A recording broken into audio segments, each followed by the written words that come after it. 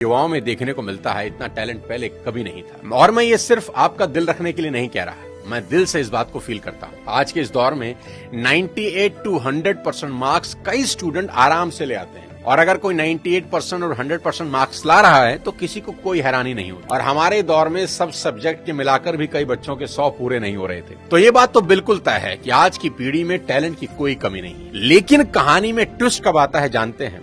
जब बच्चे 14 से 20 साल की उम्र में होते हैं।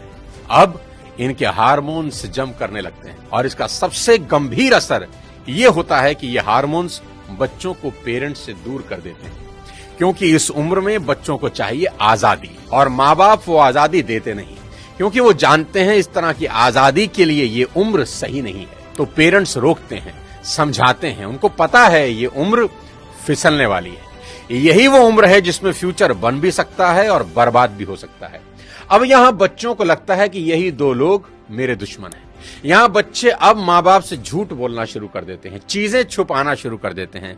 बच्चों को अब दोस्तों के साथ रहने में ज्यादा मजा आने लगता है, अपने ही माँ बाप अब दुश्मन दिखाई पड़ने लगते हैं। अगर किसी बात पर माँ बाप डांट दें तो आजकल के बच्चों का एक फेवरेट डायलॉग है, आवर पेरेंट्स आर आउटडेटेड। पापा आप सठिया गए हो। और अगर बच्चे ऐसा कर रहे हैं तो मुझे इसमें कोई हैरानी की बात नजर नहीं आती। ये नेचुरल है, सभी करते हैं।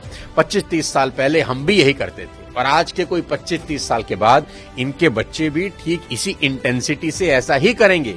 ये साइकिल चलता रहेगा। अरे आपको दिक्कत क्या है हमसे? कम से कम हम कोशिश तो कर रहे हैं ना।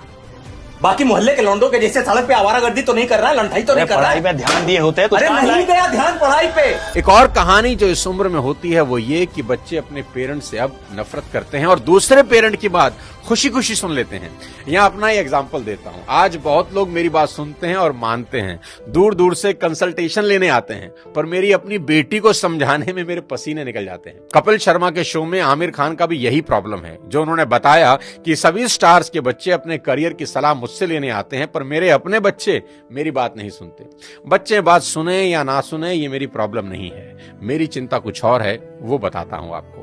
अभी कुछ दिन पहले मैं एज अ चीफ गेस्ट अपनी बेटी के स्कूल में गया, जहां उनकी प्रिंसिपल ने मुझे इनवाइट किया। उनका कोई एनुअल डे प्रोग्राम था।